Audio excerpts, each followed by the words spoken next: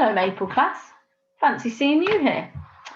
Well, as you probably realised by now, and if you haven't, I don't know where you've been, we're in another lockdown, and Prime Minister Boris Johnson has asked me to put together a series of videos to help you with your home learning. So lucky you. That means that there's no getting away from Mrs. Bollens and I, as you'll be seeing at least one of us every week. Not only will you have the chance to join us on a Zoom session on a Monday and a Friday at 9:40 a.m, but we'll also be producing these videos each week so that you can recap some of the things that we discussed on the Monday and have a look at some of the slides again from the PowerPoint that might help you with some of the activities. So let's have a look at some of the activities and the work that we'd like you to try to complete this week. So here's an overview of the work that we'd like you to complete this week from Monday the 11th of January to Friday the 15th of January. The maths work will be found on pages 2 to 9 in the booklet, and the English work will be pages 2 to 11 in the English booklet. I'd like you to try to do about 30 minutes of reading each day, and remember you can take quizzes on Accelerated Reader at home. We're going to have 10 spellings to learn each week, and then on Friday there'll be a Hive set for you to show us what you've learnt. And then there's a topic activity which you can complete from the grid or a worksheet that we've sent to you. And these are based on the ancient Greeks. We'd love to see what you've learnt about them and to hear all about it on Friday if you join us for the Zoom session. So for the maths activities, they're found in this purple booklet, and they're going to be on addition for this week. Please just complete the activities on pages 2 to 9. Don't do any more, but there are some extra activities, some extra challenges if you want to push yourselves a bit further. Please don't feel you have to, but there will be an Enrich challenge coming up on one of these slides, which is a tricky puzzle for you to have a go at and get your teeth into, or you can have a go at pages 34 and 35 in the TTS booklet, and there's some activities called What's Missing. You might enjoy those. You can try them both if you want to. So the maths that we'll be looking at is adding two 4-digit numbers using one exchange and more than one exchange. So the next lot of slides just go through some examples using visual representations and formal written methods. You can pause these slides to help you when you're working through the questions, as they might give you some tips as to how to complete the activities and the questions. So if you look here, the exchange is in the tens column. 10 tens make an extra 100. And now we can add the numbers easily.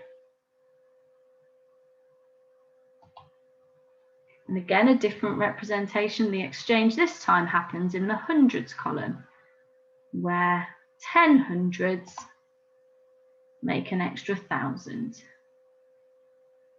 And then we can add the numbers easily.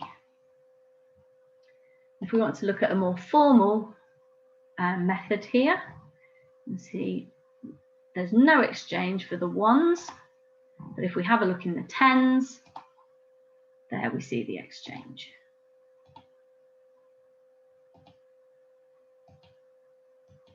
And there it is in the hundreds. And some of the questions you'll be looking at have more than one exchange. And here's some examples of this.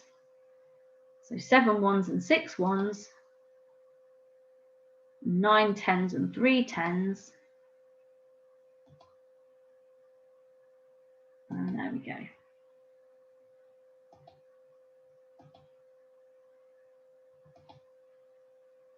Please feel free to pause these and to have a look at what's going on.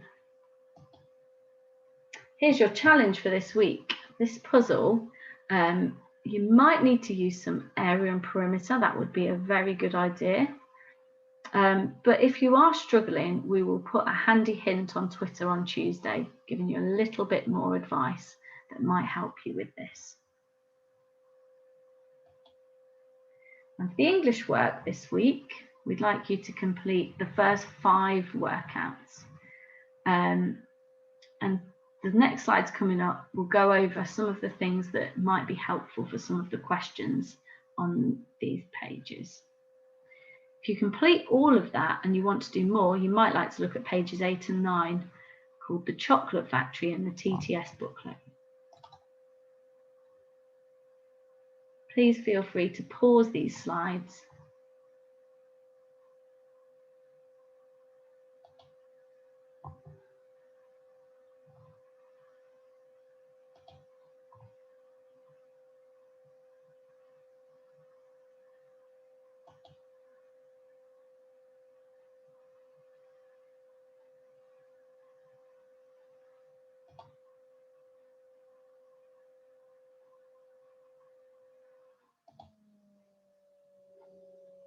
This is the use of apostrophes for possession. So one apple's seeds, it's the seeds belonging to the apple. And then if we're talking about plural nouns, we might be talking about more than one boy, in which case it would be the boys. But if it was a football belonging to the boys, we would say the boys, S apostrophe, football. If it's more than one child, it becomes children. And then we'd say the children's apostrophe S, football, for example. Okay, so just once again, here's a recap of all the things we'd like you to try and complete this week. We'll go through the answers to the maths on Friday. If you have a look in the back of the English book, you have actually got the answers in there. Try to do the questions without looking at the answers and then use the answers to mark your own work at the end. And if there's anything that you are struggling with in particular, we can go through that on Friday and you can just ask us then in our Zoom session. So again, just to remember that there's the TTS activity booklet. Please choose any activities from there that interest you if you'd like to do more than the work that we've set to you. Remember, the most important thing is to just try your best.